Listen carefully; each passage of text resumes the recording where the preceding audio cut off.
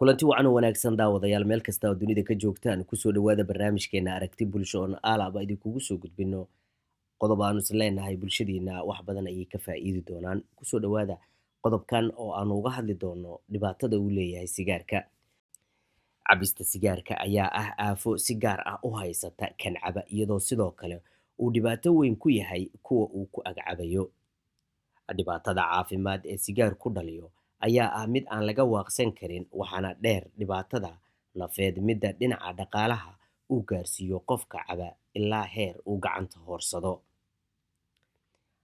Baaritaano lagu sameeyey ayaa lagu sheegay in 8 ilbiriqsiba qof uu u dhinto isticmaalka tubaakadan halista ah. Maalin kasta 15 bilyan oo xabbo oo sigaar ah ayaa lagu iibiyaa daafaha caalamkan.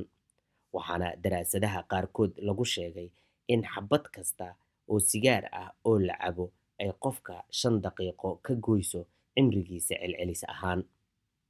Sigaarka oo dalalka caalamka oo dhan laga isticmaalo, haddana dalka Soomaaliya oo marxaladaha colaadaha ay naafeeyeen ayaa waxaa dhinaca kale badanaya isticmaalka maandooriyaasha sida qaadka iyo sigaarka iyo weliba tubaakada.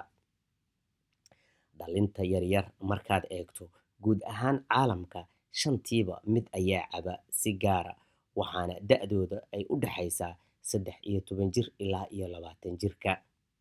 Dhalinta yaryar iyo kuwa dhexe kuma eka cabista sigaarka balse dadka waaweyn iyaguna way cabaan sigaarka.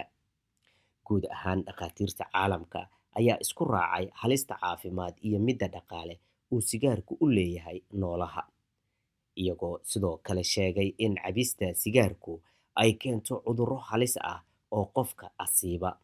Waxaana ay cabista ku tilmaameen cudurro uu qofku soo iibsanayo maalin kasta.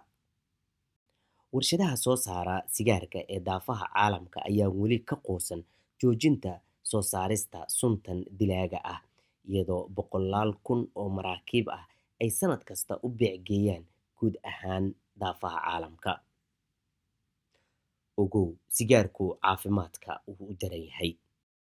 Haddaad nagu cusub tahay, follow iyo share intaba noo taabo si uu u gaaro 100 cabta sigaarka balse aan ogeyn halista caafimaad iyo midda dhaqaale uu u leeyahay. Mahadsanidin.